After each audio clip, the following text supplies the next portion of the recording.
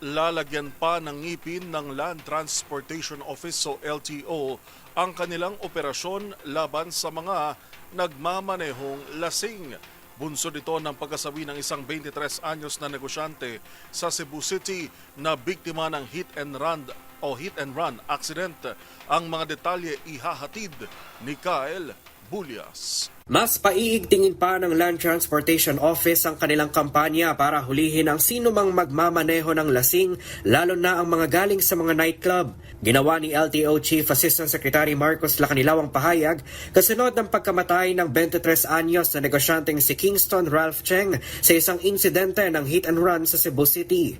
Sa panayam ng DZRH News, sinabi ni Lacanilaw na nagpapatuloy na ang kanilang pagbabantay sa mga kalsada, pero mas paiigtingin pa ang operasyon dahil nadagdagan na niya sila ng mga tauhan.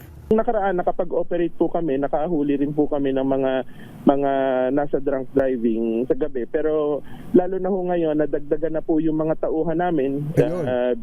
Binigyan po kami ng DOTR ni Secretary Banoy ng mga Philippine Coast Guard. So mas ma-actionan po namin lahat yung mga yan.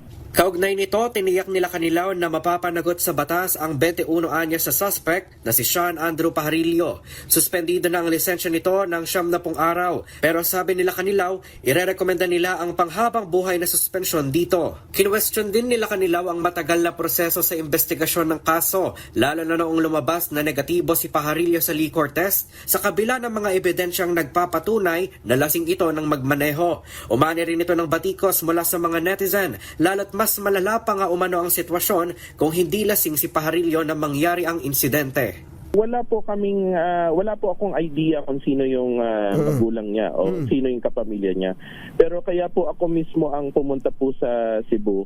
Hindi ko po hahayaan yung mga ganyan. Kaya mayaman sila o super influensya nila, sir, may buhay kahit na hindi mayaman yung biktima, kahit ordinaryong tao, kagaya nga po ng mga nababangga nung nakaraang endurance challenge, hindi po kami matutulog ang LTO para hindi ho panagutin yung mga ganyan na abuso po yan, walang disiplina yan. Tapos susuportahan ho ng magulang, hindi ho kapatanggap-tanggap yun. Para sa MBC TV Network News, ito si Kyle Bulias ng DZRH, una sa Pilipinas, una sa Pilipino.